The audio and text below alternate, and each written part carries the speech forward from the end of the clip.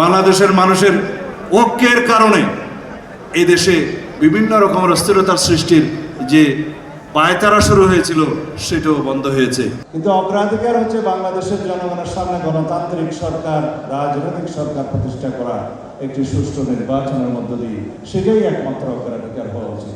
জনগণই সকল ক্ষমতার উৎস, যেটা রাষ্ট্রপতি জিয়াউর রহমান বলে গিয়েছিলেন, এবং জনগণই হচ্ছে একমাত্র সার্বভৌম শক্তি।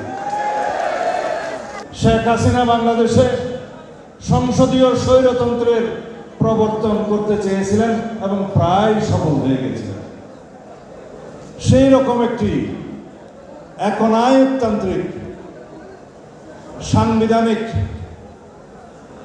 প্রক্রিয়াকে যদি বাংলাদেশ থেকে চিরতরে উৎখাত করতে হয়, তাহলে বিদ্যমান সংবিধানের গণতান্ত্রিক সংস্কার ছাড়া কোনো গতি নাই। সেই গণতান্ত্রিক সংস্কারের জন্যই আমরা 2023 সালের 13ই জুলাই বাংলাদেশের মানুষের সামনে 31 দফা পেশ করেছিলাম। সেই 31 দফার প্রথম দফাই হচ্ছে একটি সংবিধান সংস্কার কমিশন গঠন করা হবে যদি আমরা রাষ্ট্র ক্ষমতায়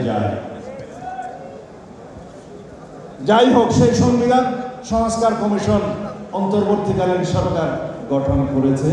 সেখানে আমরা আমাদের দলের পক্ষ থেকে ব্যাপক সংবিধান সংশোধনের জন্য 62টি প্রস্তাব দিয়েছিলাম।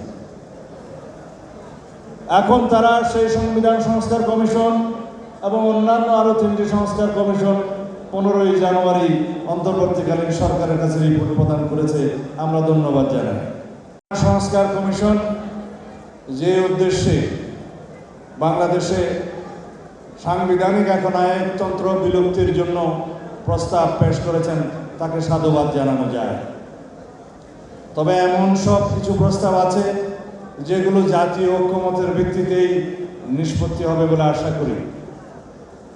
অবশ্যই অন্তর্বর্তীকালীন সরকার সংস্কার কমিশনের রিপোর্টগুলো নিয়ে রাজনৈতিক দল সহ অন্যান্য অংশীজনের সাথে খুব দ্রুতই আলোচনার ব্যবস্থা করবেন বলে আশা করি, যেন অযথা সময় ক্ষেপণ না করা হয়। এখন সংস্কার কমিশন রিপোর্ট দিয়েছে, 31শে ডিসেম্বরের ভিতরে দেওয়ার কথা ছিল, 15 দিন পরে দিয়েছে, অসুবিধা নেই। কিন্তু এখন বলছে অগ্রাধিকার নিরূপণের জন্য নাকি আরো 1 মাস সময়ের প্রয়োজন। কিন্তু অগ্রাধিকার হচ্ছে বাংলাদেশের জনগণের সামনে গণতান্ত্রিক সরকার, রাজনৈতিক সরকার প্রতিষ্ঠা করা, একটি সুষ্ঠু নির্বাচনের মধ্য দিয়ে, সেটাই একমাত্র অগ্রাধিকার হওয়া উচিত।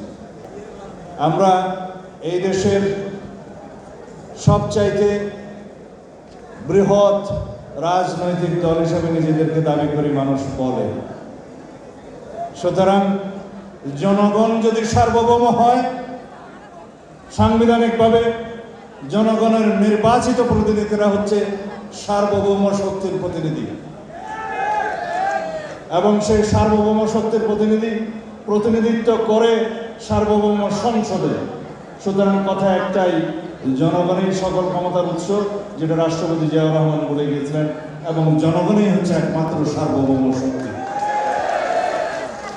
বাংলাদেশের মানুষের ঐক্যের কারণে এই দেশে বিভিন্ন রকমের অস্থিরতার সৃষ্টির যে পায়তারা শুরু হয়েছিল সেটাও বন্ধ হয়েছে। তবে আপনাদেরকে আমি একটি আশঙ্কার কথা বলে যাই, যদি আমরা ঐক্যবদ্ধ না থাকি, তাহলে সামনের দিনগুলোতে গণতন্ত্রের বিরুদ্ধে অনেক রকমের ষড়যন্ত্র হতে পারে। দেশীয় এবং বিদেশি শক্তির সমন্বয়ে বাংলাদেশের গণতন্ত্র আবার যাতে বিনষ্ট হয় সেই সুযোগ নিতে পারে।